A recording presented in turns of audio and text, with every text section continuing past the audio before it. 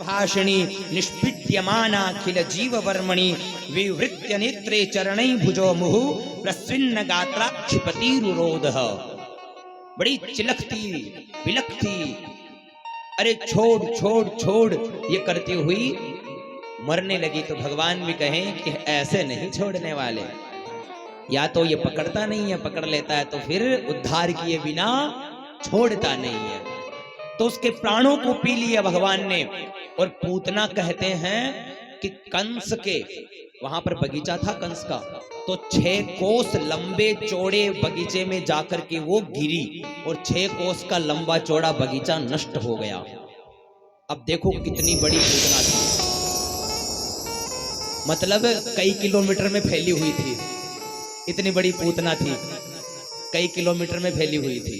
इतना बड़ा शरीर बताया गया है। कंस के 6 कोस लंबे चौड़े बगीचे को नष्ट कर दिया उसने। और फिर नंद बाबा जैसे ही माला सटकाते हुए आए तो आकर के देखते हैं उधर से यशोदा मैया दौड़ी हुई आती है। जैसे ही धड़ाम से आवाज सुनाई देती है तो पूरा ब्रज मंडल इकट्ठा हो जाता है। और वहां आकर के देखते हैं कि लाला तो पूतना के शरीर के ऊपर खेल रहा है। तो कैसे जैसे सीढ़ियां लगा करके ऊपर चढ़ करके और भगवान को उतार के लाते हैं। और जो पूतना ने जिन वृक्षों को तोड़ा, जिस जंगल को नष्ट किया, उन्हीं लकड़ियों को लगा लगा करके नंद बाबा के कहने पर उन्होंने उसके शरीर को जला दिया। अब एक यहां पर एक प्रश्न उठता है कि जब उसके शरीर को जलाया गया तो कई कोस दूर तक उसके शरीर से सुगंध निकली, कई कोस दूर तक, और बहुत दिव्य सुगंध उसके शरीर से निकली। क्या कारण था कि पूतना तो बड़ी राक्षसी थी, दुर्गंध फैलनी चाहिए थी, लेकिन भगवान ने अपने अधर उसके स्पर्श करवा दिए। भगवान का स्पर्श होने के कारण उसका शरीर जो था वो दिव्य बन गया। और पूतना को कौन सी गति मिली वो पता है? देखो कितने कृपालु है भगवान। जो गति यशोदा को देनी है, यशोदा मैया को जो गति देनी है, भगवान ने वही गति पूतना को दी। क्योंकि भगवान का जो भाव है वो यह है कि कभी भी जीव में दुर्गुण नहीं देखते, वो गुण देखते हैं कि इसमें क्या विशेष गुण है, कि कैसी भी हो। लेभे गतिम धात्युचितां ततोन्यम, इसने काम चाहे कुछ भी हो, किसी भी उद्देश्य से आई हो, लेकिन काम इसने कौन सा किया है? मैया वाला काम किया है। देखो कितने कृपालु है भगवान कि काम इसने मैया वाला किया है। तो इसलिए लेभे गतिम धात्युचितां ततोन्यम, जो गति यशोदा को देनी है वो पहले पूतना को दी है, वो पहले पूतना को दी। अब यशोदा मैया पूतना के शरीर से भगवान को उतार करके ले गई और ले जा करके मेरा लाला पता नहीं क्या हुआ, कैसे हुआ, ये कौन दुष्टनी थी, कैसे मर गई, राम जाने।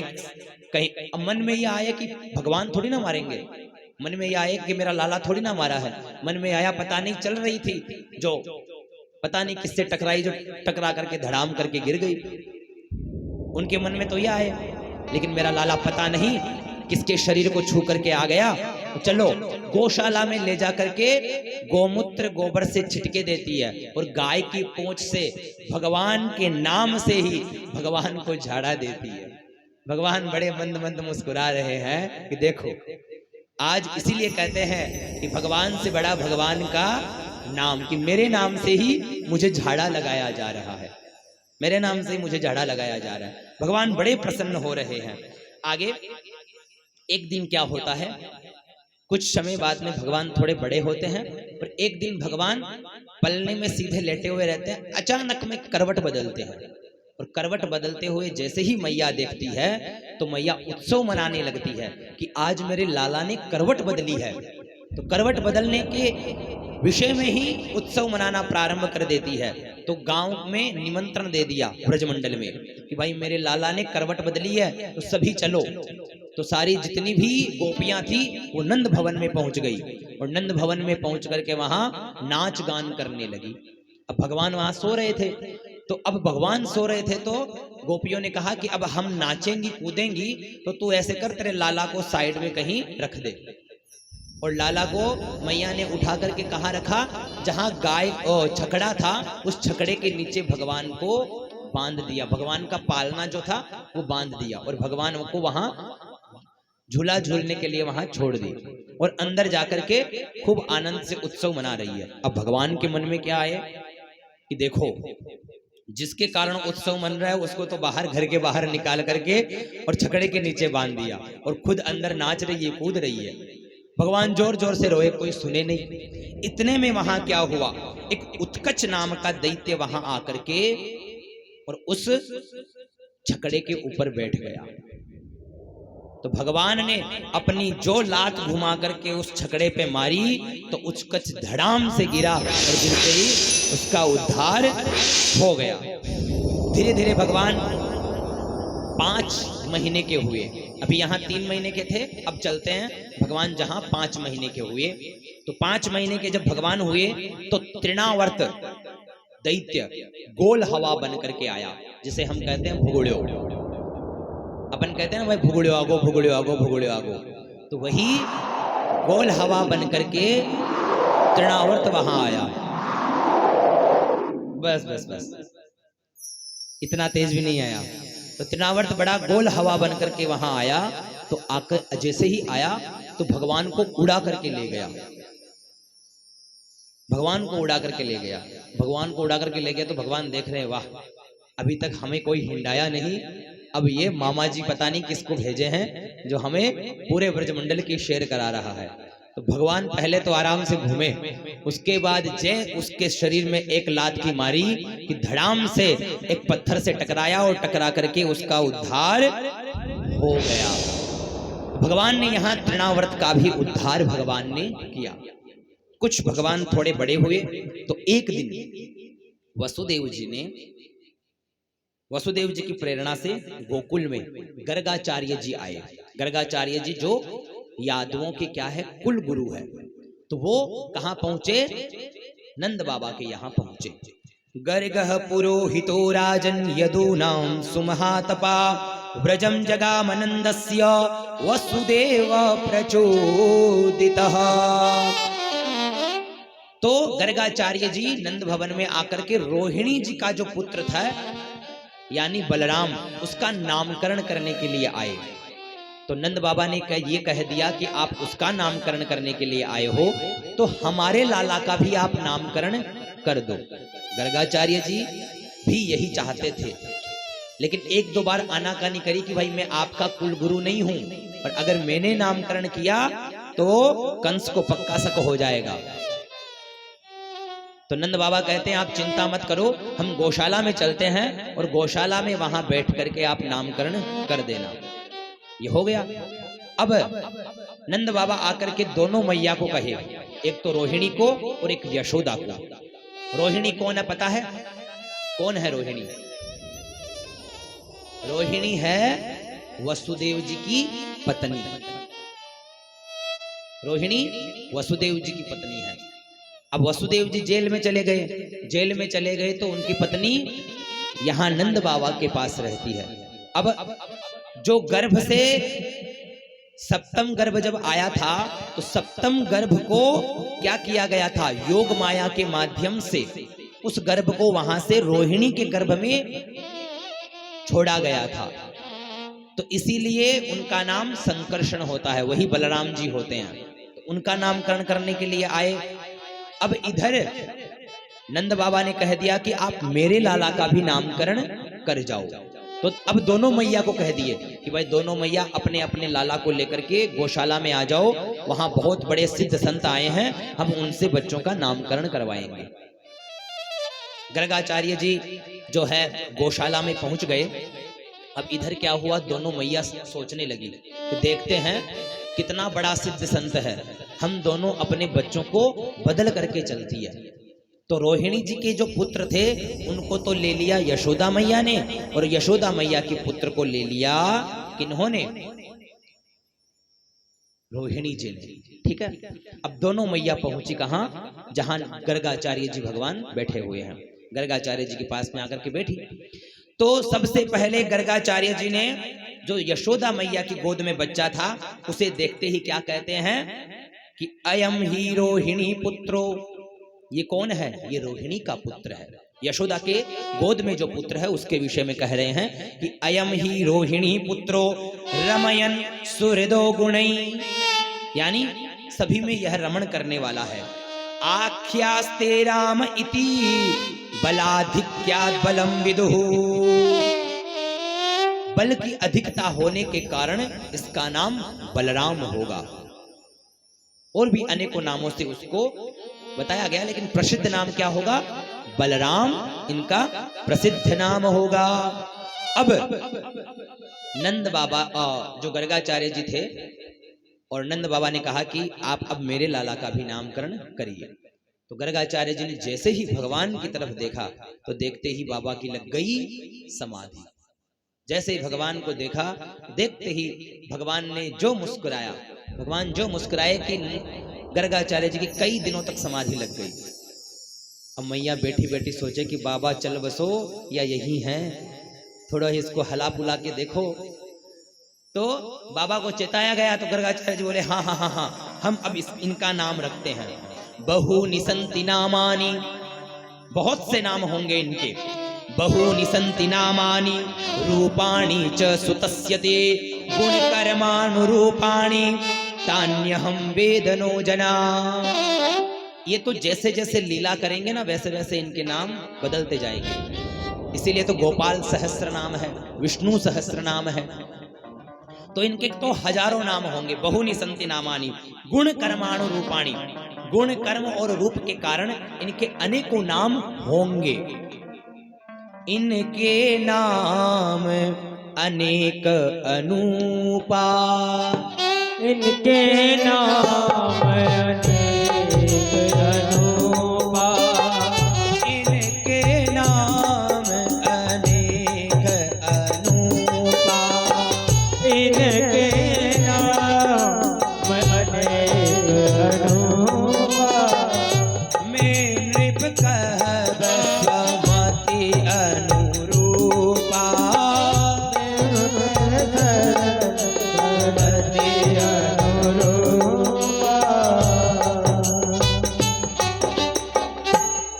इनके नाम अनेक अनूपा, इनके बहुत से नाम होंगे। देखिए ये कृष्ण वर्ण के हैं, और कृष्ण के विषय में कहा जाता है कृष्णात् चित्तस्य आकर्षयति स कृष्णः। एक नाम इनका कृष्ण होगा, यानी ये क्या करेंगे? जो चित्त को हरे, कृष्णात् चित्तस्य आकर्षयति, ये जिसकी तरफ देखेंगे उसके चित्त को चुरा लेंगे, वो सामर्थ्य इनके अंदर है।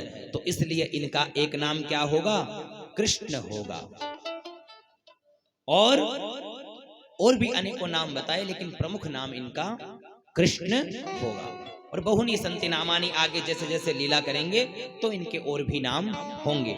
नारायण के समान इनमें गुण होंगे, अनेकों बातें बताई गई। और ऐसा बता करके उनका नामकरण संस्कार करके गर्गाचार्य जी महाराज अपने यहाँ दक्षिणा पानी लेकर के चले गए। इधर भगवान कुछ बड़े हुए, घुटनों के बल चलने लगे और ब्रज की गलियों में घूमने लगे। अब भगवान ब्रज की गलियों में घूम रहे हैं, थोड़े बड़े हुए तो भगवान चलने लगे। भगवान की सुंदरता का वर्णन किया जाता है कि इतने सुंदर लगते हैं भगवान, ये धूल मिट्टी में भी हो जाते हैं, गोबर में भी लिपट जाते हैं, फिर भी पता नहीं इनकी सुंदरता और निखर जाती है। कहा गया है इनके विषय में कि सुंदरे किम न सुंदरम, इतने सुंदर है भगवान। गौशाला में चले जाते हैं, घुटनों के बल जाकर के वहां मिट्टी खा लेते हैं, गोबर को उठा करके शरीर में लगा लेते हैं, धूल मिट्टी में हो जाते हैं। और मैया आकर के फिर उनको ऐसे करती है, लेकिन साफ सफाई करती है, फिर भगवान वैसे हो जाते हैं। बच्चों का स्वभाव ही ऐसा ही होता है, खेलते कूदते रहते हैं। तो भगवान भी उसी प्रकार से लीला करते हैं। लेकिन भगवान के विषय में कहा गया कि जब भगवान धूल मिट्टी में हो जाते हैं, गोबर में हो जाते हैं, तो और ज्यादा उनकी सुंदरता बढ़ जाती है। उनके विषय में कहा गया कि रसखान जी क्या कहते हैं वो सुनिए। धूली भरे अति शोभित श्याम जू, तैसी बनी सिर सुंदर चोटी। खेलत खात फिरे अंगना पग, पैजनी बाजत पीरी कछोटी। वाछवी को रस खानी विलोकत, वारित काम कला निधि कोटि। काग के भाग कहाँ कहिए, हरि हाथ सो ले गयो माखन रोटी। काग के भाग कहाँ कहिए, हरि हाथ सो ले गयो माखन रोटी। ऐसी ऐसी लीलाएं करते हैं भगवान कि धूल मिट्टी में भरे हुए हैं, सने हुए हैं, माखन रोटी खाते हैं तो कौवा उनके हाथों से माखन रोटी चुरा करके ले जाता है। तो रसखान उस छवि का वर्णन करते हैं कि इतने सुंदर लगते हैं भगवान, इतने प्यारे लगते हैं। ये भगवान की लीला है। छोटे छोटे पिल्ले पिल्ले बच्चों को भगवान जो है उठा करके ले आते हैं और उठा करके ला करके घर में छोड़ देते हैं। कभी मैया के ऊपर पटक देते हैं, देख मैया मैं काल आयो हूँ। ऐसी ऐसी सुंदर सुंदर नटखट नटखट लीलाएं कर रहे हैं। ये दोनों भाई जब ब्रजमंडल में निकलते हैं तो ब्रजमंडल के हर एक एक व्यक्ति इनकी रूप माधुरी का पान करने के लिए तरसते हैं, उनको खिलाने के लिए तरसते हैं। और भगवान और बलराम जी जब दोनों बालक निकलते हैं तो ऐसा लगता है वाह, क्या कहा जाए इनके विषय में। जिन भी थी न बिहरई दो भाई, थकित होए सब लोग लुगाई। इनके स्वरूप और माधुरी को देख करके हर व्यक्ति इतना लोभान्वित हो जाता है, इतना मोहित हो जाता है कि क्या कहें। लगता है इनके रूप माधुरी का बस करते रहें, इसका पान करते रहें करते रहें। वो छवि है भगवान की। बहुत नटखट लीलाएं करते करते भगवान थोड़े से बड़े हुए तो भगवान को माखन बहुत प्रिय है, बहुत प्रिय है माखन। और खुद के घर का माखन प्रिय नहीं है, लेकिन यह है गड़बड़। माता तो जो खिला देती है वो खा लेते हैं, लेकिन कहा गया है जो स्वाद चोरी करके खाने में है वो स्वाद घर में जो मिलता है सीधा सीधा उसमें वो स्वाद नहीं है। और वैसे भगवान जब माखन चोरी की लीला करते हैं तो इसे चित्त चोरी की लीला कही जाती है। और इसके अंदर बहुत से रहस्य और बहुत से तत्व छुपे हुए भी है कि भगवान माखन चोरी की लीला के माध्यम से ब्रजमंडल के हर एक एक व्यक्ति को अपनी लीला से लाभान्वित करना चाहते हैं। उनके चित्त को चुरा करके, उनको ये चित्त को चुरा करके अपनी जो माधुरी है, अपनी जो माधुर्यता है, अपनी जो लीला है उसका उनको पान कराना चाहते हैं। ये सब ब्रजमंडल में जितने भी गोप गोपियां, ग्वाल बाल, वृक्ष, लता, गुल्म, औषधि, नदी, पर्वत, जो भी जितने भी चीज है ये सब किसी न किसी पूर्व जन्म की बहुत बहुत बड़ी बड़ी बहुत बहुत बड़े बड़े सिद्ध संत थे। जब राम जी दंडकारण्य वन में घूम रहे थे तब अनेकों संत ऋषि इनके रूप माधुरी का पान करके बड़े प्रमुदित हुए और उन्होंने कहा कि भगवान कृपा करे। तो भगवान क्या कहते हैं कि ये स्वरूप हमारा मर्यादा पुरुषोत्तम का है, लेकिन आप सभी को मेरी रूप माधुरी का पान करने का सौभाग्य मैं द्वापर में दूंगा। तो अब अनेकों, और जब भगवान मत्स्यावतार धारण करते हैं तो मत्स्यावतार धारण करते हैं तो उस समुद्र में रह रही जितनी मछलियां हैं, जितने जीव है, वो भी भगवान की रूप माधुरी में मोहित हो जाते हैं। तो भगवान उनको भी यही कहते हैं कि हम द्वापर में मिलेंगे। तो ये जन्म जन्मांतरों के जो बड़े बड़े तपस्वी है, सिद्ध सिद्धा है, वो आज ब्रजमंडल के अंदर गोप गोपियां, ग्वालिन, गुल्म, औषधि, वृक्ष बनकर के उपस्थित हुए हैं। तो भगवान अपनी लीलाओं के माध्यम से इन सभी को लाभान्वित कर रहे हैं, इसलिए इनका इतना बड़ा सौभाग्य है। तो अब भगवान के मन में हुआ कि मैं माखन चोरी की लीला करता हूं। तो इनके मन में जब विचार हुआ कि पहले चोरू आप घर, देखो भगवान क्या बोले कि पहले चोरू आप घर, फिर पर घर चोरू जाए, और पकड़ ना पाए मैया यदि तो पक्का चोर कहाए। इनके मन में हो गया कि पहले घर में प्रैक्टिस तो कर लूं, और बच्चे देखो जो भी गलत और सही सीखते हैं घर से ही सीखते हैं। गलत सीखेंगे तो भी घर से, सही सीखेंगे तो भी घर से। तो मन में सोच लिए कि भाई पहले घर में चोरी करके ये पक्का कर लेता हूं कि मैं पक्का चोर हूं कि नहीं हूं। तो एक दिन जब मैया जल भरने के लिए चली जाती है तो भगवान क्या करते हैं, रसोई का दरवाजा खोल के अंदर घुस जाते हैं।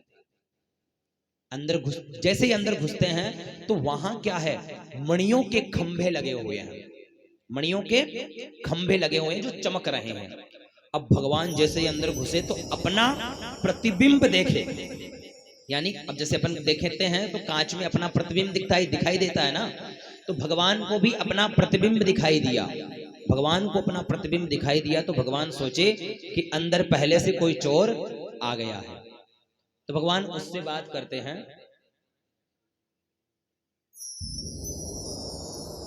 तो भगवान विचार करते हैं, क्या विचार करते हैं कि यार ये पहले से अंदर कौन आ गया है, ये तो कभी देखा नहीं मैंने। और भगवान सोचने लगे लगता है ये पहले से ही अंदर कोई चोरी करने के लिए घुसा है। तो उससे क्या कहते हैं कि देख भाई तू तो कई दिनों से चोरी कर रहा होगा, तेरा अभ्यास होगा, मैं आज पहली बार चोरी करने आया हूं, आज मैं गणेश मनाने आया हूं। सीधी सी बात यह है, आज पहली बार चोरी करूंगा, लेकिन आज तू तो रहने दे, मैं चोरी करता हूं, तू देख मुझे। तो भगवान उससे जैसी बातें करते हैं तो वो भी क्या करता है, वैसे ही इशारे करेगा, क्योंकि भगवान का ही तो प्रतिबिंब है। तो भगवान उसे जैसा इशारा करते वो भी वैसे, भगवान अंगुली दिखाए तो वो अंगुली दिखाए, भगवान बोले तो वो बोले। तो भगवान उसे बोल रहे हैं कि देख भाई तू रहने दे। अब भगवान वो ऐसे करे तो भगवान वो भी अंदर से भी ऐसे हो, तो भगवान को लगता है कि ये मानेगा नहीं। तो भगवान उसे बोलते हैं कि देख मैं जो चोरी करूंगा उसका आधा माल तुझे दूंगा, तू चिंता मत कर, लेकिन मुझे आज चोरी करने दे। तो ऐसे भगवान उस अपने प्रतिबिंब से बात कर रहे होते हैं कि इतने में पीछे से मैया आकर के देख लेती है, और मैया कहती है अरे लाला यहां क्या कर रहा है तू। तो अब भगवान सक पका गए। तो भगवान जल्दी से खड़े होकर क्या बोलते हैं, देख भैया देख, ये अपने घर में कौन चोर घुस गया है, इसको बाहर निकालने के लिए आया मैं। और लेकिन ये कितना दुष्ट चोर है, इसको मैं अंगुली दिखाता हूं तो ये मुझे अंगुली दिखाता है, मैं इसको डराता हूं तो ये मुझे डराता है, बहुत दुष्ट चोर है मैया, तो इसको पकड़ मार इसको, ये कौन है। मैया भगवान के ऐसी लीला को देख करके बड़ी प्रमुदित होती है और मुस्कुराने लगती है और उठा करके उसको हृदय से लगा लेती है। अब भगवान सोचे आज तो पकड़े गए, आज तो हमारी दाल गली नहीं, तो अब क्या करें। तो भगवान विचार कर रहे होते हैं कि भाई अब क्या करें। चलो कोई बात नहीं है, अगली बार फिर प्रैक्टिस करते हैं, ठीक है ना, पुनः अभ्यास करेंगे तो क्या पता इस बार हम सफल हो जाएंगे। तो इस बार मैया को जैसे ही मौका मिला भगवान को कि रसोई का दरवाजा खुला है, मैया कहीं गई हुई है, तो इस बार अंदर घुस गए। अंदर घुस के इस बार माखन की मटकी भी हाथ में ले ली, माखन खा भी लिया, और माखन की मटकी में हाथ डुबो डुबो करके खा रहे हैं। इतने में मैया आ गई, अरे लाला कहाँ है। अब भगवान ने जैसे ही सुना, सुनते ही भगवान गेट के पीछे खड़े हो गए। अब मैया जोर जोर से बोले कि लाला कहाँ है, लाला कहाँ है। अरे लाला किधर है, अरे मेरे बाप कहाँ है। इतने में भगवान मटकी लेकर के बाहर आ गए। हाँ बोल मैया क्या कह रही है। अब स्वरूप का आप दर्शन करो कि एक हाथ में भगवान की मटकी है, माखन मुंह पे भी लगा हुआ है, और वो हाथ मटकी में डुबो हुआ है, और बाहर मैया के पास आ गए। बोल मैया। अब मैया भगवान के स्वरूप को देख करके क्या बोले, क्यों रे लाला माखन चोरी करता है। नहीं नहीं मैया माखन चोरी नहीं कर रहा, तो फिर क्या कर रहा है। अरे मैया इसमें तेरी गलती है। मेरी क्या गलती है। अरे तूने जो मुझे पद्मराग मणि के जो तूने कंगन पहना रखे हैं, इनके तपन से मेरे हाथ जलने लग गए। तो मेरे सखा ने कहा कि माखन से ठंडक होती है, तो मैं मैया इसीलिए हाथ इसके अंदर डुबा रखा हूं, ताकि मेरा हाथ जो है जले नहीं, ये ठंडा हो जाए। मैया मुस्कुराती है, कहती है कि अच्छा, तो तेरे मुंह पे क्यों लगा हुआ है, पेट में भी आग लगी थी? तो भगवान कहते हैं कि हाँ मैया, निक माखन को देख के मेरे पेट में भी आग लगने लगी, तो मैंने थोड़ा सा माखन भी खा लिया। अब मैया भगवान को क्या कहे, अब ऐसे मैया बड़ी प्रमुदित है। और मैया ने कुछ नहीं कहा, ठीक है लाला कोई बात नहीं है। अब लेकिन भगवान के मन में हो गया कि हमारी दाल नहीं गल रही, पहले आए तो पहले पकड़े गए, इस बार चोरी करने आए तो इस बार भी पकड़े गए, तो भाई क्या करें, यहाँ कुछ दाल नहीं बन रही, चलो अपन बाहर देखेंगे। तो अपने मित्रों की मंडली बना ली, अपने जो अब खुद है तो खुद के ही जो सखा है बाल ग्वाल, उनकी एक मंडली बन गई। और उस मंडली में बैठ करके भगवान उन सब के नायक। भगवान कहते हैं कि भाई आज हमारे मन में एक विचार हुआ है, क्या, ये सुदामा की हालत देखो क्या हो रही है? इसकी हड्डियां सारी बाहर निकल रही है, तो देख सुदामा, और तुम सभी की कईयों की हड्डियां निकल रही है ना? तो अब मैं एक बात कहता हूं, मेरी बात ध्यान से सुनो। सारे बोले बोल कन्हैया क्या बोल रहा है? भगवान बोलते हैं देखो भाई, आज से हम क्या करेंगे, माखन चोरी चालू करेंगे, क्योंकि माखन खाएंगे तो माखन से क्या होगा, बल बढ़ेगा, ठीक है, शरीर बनेगा, हृष्ट पुष्ट होगा। तो आज से हम माखन खाएंगे। तो माखन कहां से खाएंगे? तो भगवान बोलते हैं माखन चोरी करके खाएंगे। एक सखा ने तो कह दिया कि नहीं नहीं भाई, चोरी चारी हम नहीं करेंगे, हमारे बाबा हमारे पिताजी बहुत डांटेंगे। और भगवान उसको जो समझाते हैं, क्योंकि घर परिवार की बात इतनी जल्दी नहीं चलती जितनी मित्र की बात चलती है, जितनी सखाओं की बात चलती है। तो सखा ने कहा अरे तो सब कुछ छोड़ दो, हमारे साथ चलता है तो चल, नहीं तो छोड़। अब वो अकेला तो कैसे छोड़े, तो सब साथ में हो गए। और भगवान ने अपनी मंडली बना ली, और मंडली बना करके अब घर घर में चोरी करने की उन्होंने क्या करी, लीला प्रारंभ कर दी। अपना मंडल बना लिया, बाल गोपाल ब्रज जुगती जन नूतन नवनीत चौर्य मंडल। इस मंडल का नाम रख लिया, उसके अध्यक्ष मंत्री सब कुछ स्वयं बन गए कि हम जैसे आदेश करते हैं वैसे करो, सबको खूब माखन खवाएंगे। बंदरों को भी अपने साथ में कर लिया। अब भगवान घर घर में जाते हैं, मटकियां फोड़ते हैं, माखन खाते हैं, कुछ खुद खाते हैं, सखाओं को खिलाते हैं। सखा भी जब खा पी के तृप्त हो जाते हैं, उसके बाद में बंदरों को बुला लेते हैं, आ जाओ भाई। सारे बंदर आ जाते हैं तो बंदरों को खिलाते हैं, जितना माखन होता है सारा उड़ेल देते हैं। आज इस घर में गए, इस घर के ऊपर कृपा करी, कल उस घर में चले गए, परसों उस घर में चले गए। अब कई तो माताएं भगवान की शिकायत लेकर के आती है, और कई माताएं तो ये प्रयास करती है कि आज कन्हैया हमारे यहाँ चोरी करने आए, तो उसके लिए ताजा ताजा माखन बना बना करके मटकियां लटका देती है। जैसे देखो यहाँ लटकी हुई है कि हमारे यहाँ कन्हैया माखन चोरी करने के लिए आए। और कुछ जो होती है वो उलाहना भी देती है। एक दिन क्या हुआ, एक गोपी ने भगवान को पकड़ने की योजना बनाई कि भगवान को मैं पकड़ूंगी, कैसे न कैसे भगवान को चोरी करते हुए रंगे हाथ पकड़ूंगी। क्योंकि इसकी मैया को जब भी जाकर के कहती हूँ, इसकी मैया कह देती है हमारे यहाँ 10 लाख गायें हैं। नंद पता है किसे कहते हैं? नंद बाबा का नंद नाम क्यों है? नंद वही होता है जिसके यहाँ 10 लाख गायों से अधिक गायें होती हो। और पहले पशुधन ही सबसे ज्यादा धन माना जाता था। आजकल चल गए पैसे नोट सिक्के, तो पहले पशुधन को ही ज्यादा धन माना जाता था। ये देखा जाता था, बोल भाई तेरे कितनी गायें हैं? वो कहता भाई मेरे 1 लाख गायें हैं। अच्छा, दूसरा कहता मेरे 5 लाख गायें हैं, तो उससे ज्यादा धनवान वो 5 लाख वाला है। तो ऐसे ही नंद बाबा के पास में 10 लाख गायें थी, इसलिए वो नंद बाबा थे। नंद उसी के लगता है जिसके पास 10 लाख से अधिक गायें हो। तो अब सोच लो कि इनके यहाँ तो दूध दही घी मक्खन की तो नदियां बहती है, जहां 10 लाख गायें हैं। अपने घर का माखन लेकिन अच्छा नहीं लगता। अब मैया के पास कोई उलाहना लेके जाए, जिसके घर में 10 लाख गायें, उसके पास कोई उलाहना लेके जाए कि तेरा लाला हमारे घर में माखन चोरी करता है, तो मैया को क्या विश्वास होगा? वो क्या कहेगी, अरे तेरे को चाहिए तो तू 2-4 मटकियां उठा करके ले जा, और मेरा लाला तेरे यहाँ चोरी करने आएगा? क्यों झूठ बोल रही है? अगर चोरी करने आता है तो रंगे हाथों पकड़ करके दिखा। तो इस गोपी ने सोच लिया कि मुझे आज कन्हैया को रंगे हाथों पकड़ना है। तो मटकी लगाई, मटकी से रस्सी बांध करके और अपने गेट के पीछे लगा दी और वहां एक घंटी टांग दी कि जैसे ही कन्हैया गेट को खोलेगा ना तो खोलते ही घंटी बजेगी और घंटी बजते ही मैं कन्हैया को पकड़ लूंगी। उसने ऐसी योजना बना करके पूरा मामला फिट कर दिया।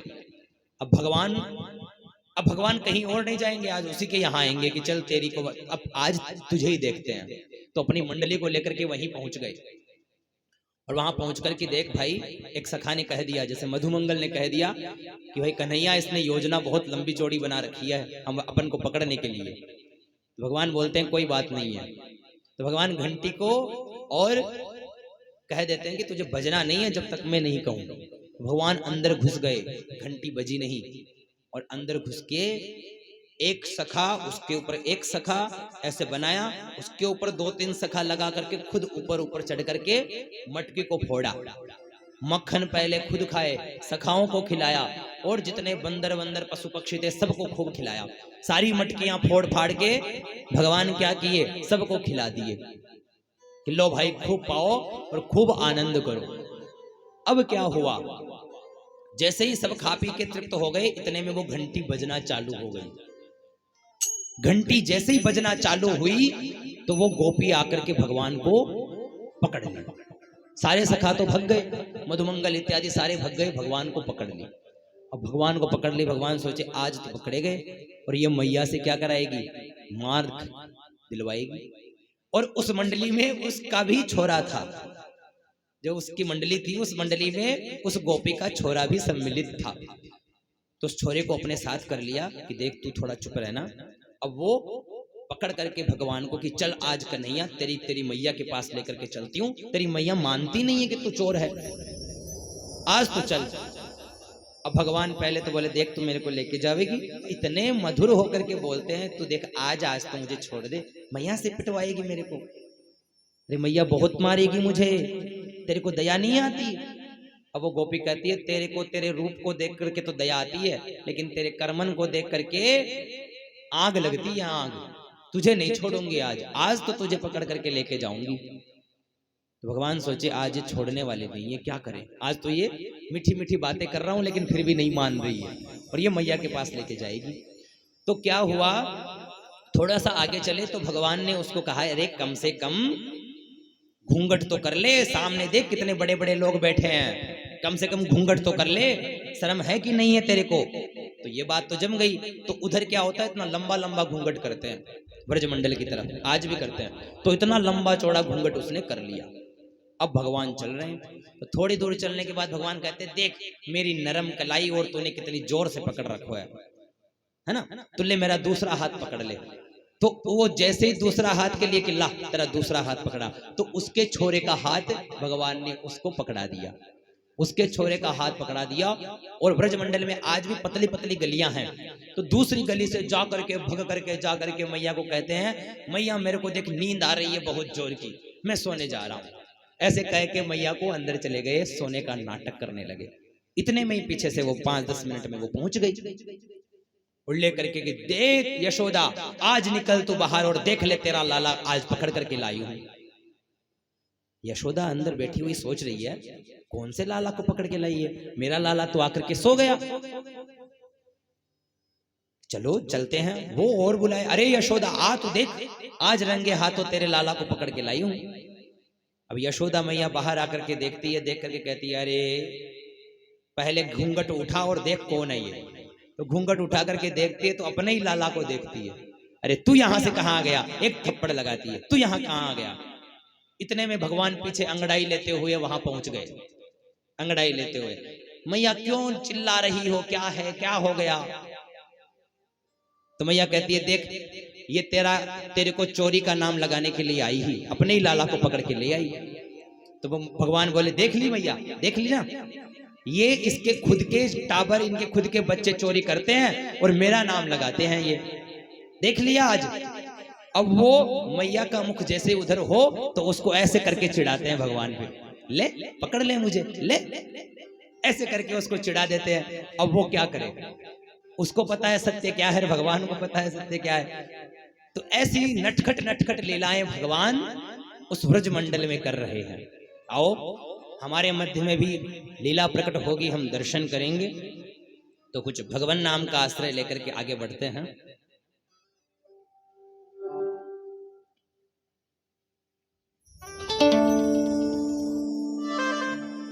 भाव बने कि हमारे यहां भी भगवान पधारे और ऐसी लीला हमें भी देखने का सौभाग्य प्राप्त हो।